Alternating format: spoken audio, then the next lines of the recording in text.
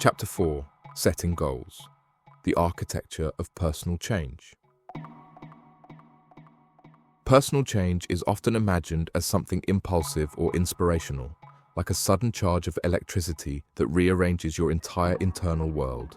But change isn't a lightning bolt. It's scaffolding. It's architecture.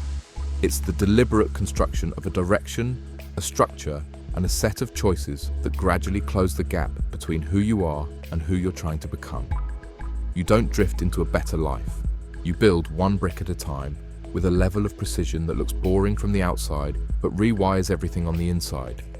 And the truth is this: nothing changes until you know where you're going and what you're willing to endure along the way. That's the real blueprint: direction and difficulty, goals that pull you forward, and gritty decisions that toughen the edges of your character so you can withstand the work required to achieve them. It sounds simple, but it isn't, because both pieces demand honesty. A goal forces you to admit what you actually want. Difficulty forces you to admit who you currently are. Putting those two truths in the same room is uncomfortable, but it's exactly the transformation that's required. When I started taking self-improvement seriously, I didn't have a system. I had vague hopes floating around my head and a habit of abandoning them whenever life got inconvenient. That changed the day I walked into my tiny apartment, stuck a cheap whiteboard in the kitchen walkway, and wrote down everything I wanted without censoring myself. It wasn't inspirational, it wasn't even tidy, but it was real. It stared at me every time I walked past. It wouldn't let me forget the direction I said mattered. And what surprised me most was how much that one action tightened the screws inside my mind.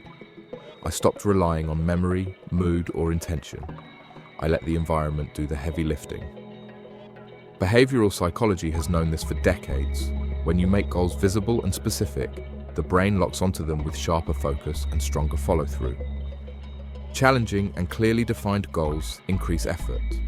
It isn't motivation, it's mechanics.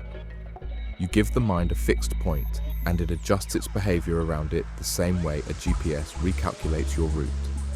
But a goal that's too big to execute is just theatre. You can write "run a marathon" or "start a company" or "rebuild my life" in thick marker, but unless you break it into pieces that a tired, stressed, real-life version of you can actually complete, it collapses under its own weight. The architecture of change depends on scale: big goal, small steps, dream wildly, build minimally. That mix creates traction. It removes friction. It stops the brain from panicking or inventing clever excuses disguised as logic. Decision-making becomes fragile under stress. You might want to change, but wanting does nothing for you at 10 p.m. after a stressful day when your executive function is hanging by a thread. That's why steps need to be microscopic, not to coddle yourself, but to eliminate negotiation. A small step can slip past resistance. A massive step triggers it. This is where determination enters the blueprint, not the social media version. The real version: your willingness to keep moving when your brain would prefer anything else. Goals set the direction, but determination keeps the structure upright when life starts shaking it loose. Determination isn't intensity, it's follow-through. And follow-through almost always demands a decision that feels mildly unpleasant in the moment. That decision, that uncomfortable yes, is where the internal architecture actually forms.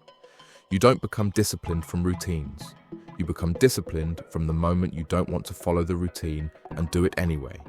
This is why doing the difficult thing matters so much. Not because difficulty is noble or impressive, but because it's a structural requirement.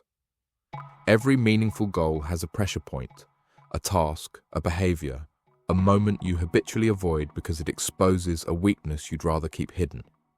Confronting that point is the reinforcing beam of change. It strengthens everything. Chosen friction builds capacity. Avoided friction builds fragility. That's not philosophy, that's human wiring. But the shift that matters most doesn't happen during the difficult task. It happens afterward. There's a mental clarity that settles in once you've done the thing you didn't want to do. It recalibrates your self-perception. Not dramatically, not in a cinematic way, just a subtle tightening of the internal narrative. A quiet confirmation that you can rely on yourself for one more day. And that is where goals, determination, and difficulty converge. Goals give the direction. Difficulty shapes the character required to reach it. Determination holds the line between the two. This triad becomes the skeleton of change, the internal framework you build before the external results ever show up. A good goal isn't just a target, it's a structural decision. It shapes the terrain you'll walk across for months, and if the terrain is built without thought, it will break you long before the result ever appears. That's why understanding the architecture matters. You're not just changing habits, you're redesigning the conditions under which your entire life operates. Every goal has a natural friction cost. It demands time, energy, mental capacity, emotional stability, and environmental support. When the friction outweighs your capacity, you quit. Not because you're weak, but because the structure was wrong from the start. People think failure is personal. In most cases, it's architectural. You can't build a skyscraper on sand and call it a mindset problem when it collapses. The foundation was wrong. And this is where honest planning comes in. This is where you stop fantasizing and start engineering. Engineering your goals means reverse building them from the outcome back to your current reality. If you want to write a book, you don't start with the final chapter, you start with 30 minutes a day. If you want to get stronger, you don't start with a program written for someone fitter than you. You start with the lift you can perform consistently, even when tired. If you want to change your finances, relationships, or mental stability, you don't start with a grand overhaul. You start with the one behavior that will still be possible on a stressful Thursday after a shit day at work. Architecture isn't glamorous, it's practicality dressed in discipline. This is also where a lot of people sabotage themselves without realizing it. They build goals for their best days instead of their worst ones.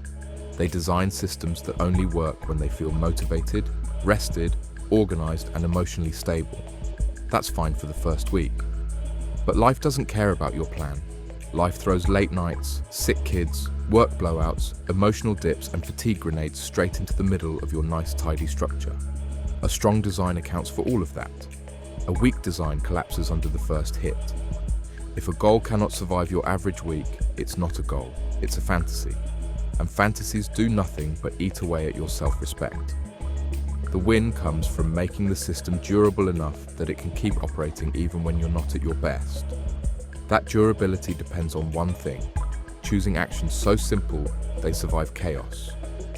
Consistency is a structural outcome, not a personality trait.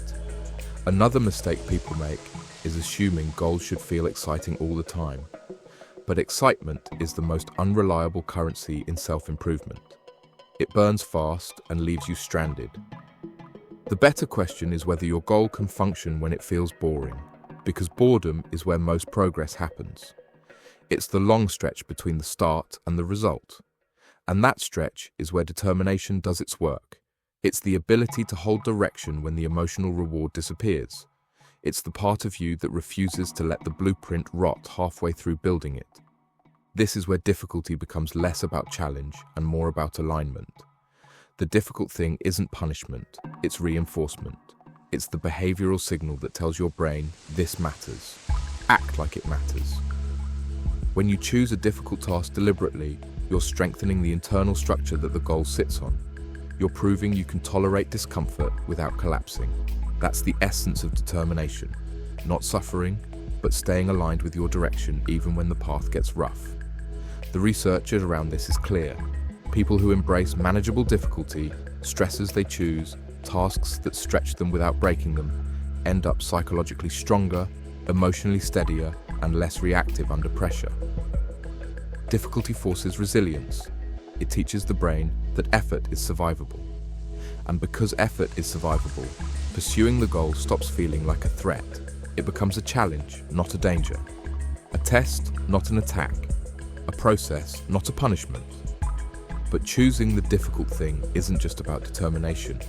It's about developing the tolerance required to maintain direction when external conditions turn to chaos. Life isn't stable, so your architecture can't only function when things are stable. If your goals rely on ideal conditions, they're doomed. The design has to expect interruption. It has to expect inconsistency, bad moods, fatigue, and emotional turbulence. When the design already predicts these moments, you don't spiral when they arrive. You adapt because the architecture leaves room for adaptation. This is why combining goals with difficulty creates something far more powerful than motivation or inspiration. It creates resilience. It creates an internal structure capable of holding weight. It turns your behavior into something portable, something you can carry through bad weeks, long nights, and unpredictable seasons without losing direction. The blueprint matters more than the feeling. The difficult thing matters more than the comfortable one. And the structure you build around both becomes the backbone of who you're trying to become. The deeper you go into any long-term goal, the more you realize the real battle isn't against laziness, lack of motivation, or even procrastination. It's against the invisible structural forces shaping your behavior before you've even made a conscious decision. People think they're steering their lives by intention, but most of the steering happens through automated patterns, environmental cues, stress states, and the limits of mental bandwidth. If you ignore those forces, you set goals you can't sustain. If you work with them, you turn the entire landscape of your life into an ally instead of an obstacle. Your environment isn't neutral. It's either helping you or hurting you. There's no in-between. This is where architecture becomes less philosophical and more tactical. You can want discipline, but if your environment is engineered for distraction, comfort, and ease, you're fighting a losing battle. A phone within arm's reach is designed to fracture your attention. A kitchen full of convenience foods is designed to pull you toward impulsive choices. A workspace cluttered with unfinished tasks shortens your patience and raises cognitive load. None of this is about willpower, it's physics. Energy follows the path of least resistance. Your brain will always drift toward whatever option requires the smallest amount of effort. If the easiest option is the one that sabotages your goals, you will lose that fight 10 out of 10 times unless you deliberately change the conditions. This is where the architecture of change takes shape. Reduce the friction for the behaviors you want.